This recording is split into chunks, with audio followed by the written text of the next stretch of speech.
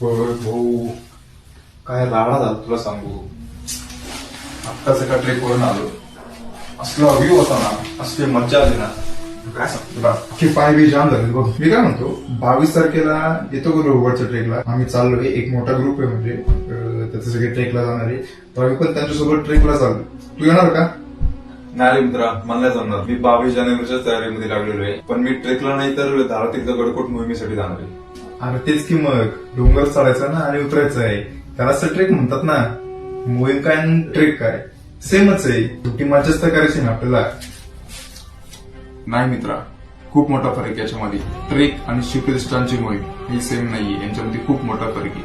तू जातोस ते photo reel साठी किंवा आनंद घेण्यासाठी, पण शिवप्रतिष्ठानची गडकोट मोहीम म्हणजे एक तपश्चर्या आहे. तपश्चर्या म्हणजे नक्की काय असतं मोहिमेमध्ये?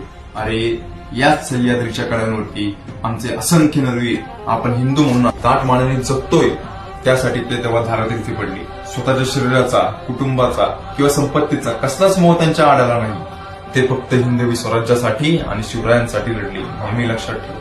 आज आपल्याकडे पैसा आहे, संपत्ती सगळे, पण या देशासाठी द्यायला आपल्याकडे वेळ किंवा समर्पण आहे?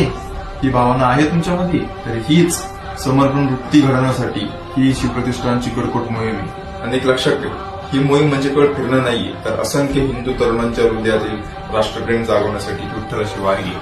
आणि या वारीचे विठ्ठल म्हणजे आमचे छत्रपती शिवराय आहे. तर ही वारी का चुकवायची? मी पण मोहिमेमध्ये आहे, पण एक पर्यटक म्हणून नाही, तर एक धारकरी म्हणून मी मोहीम पूर्ण करणार. मी पण येतो. तर तुम्ही सुद्धा या. ती शिवप्रतिष्ठानची धारातीर्थ गडकोट मोहीम दिनांक 23 जानेवारी ते 26 जानेवारी अशी आहे.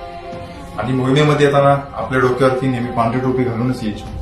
तर बघा, चला तर आता मोहीम आणि ट्रेक मधला फरक तर समजलेला आहे. तर चला, तोपर्यंत पुण्यश्लोक छत्रपती श्री शिवाजी महाराज की जय, धर्मवीर छत्रपती श्री संभाजी महाराज की जय, भारत माता की जय, हिंदू धर्म की जय. येतो.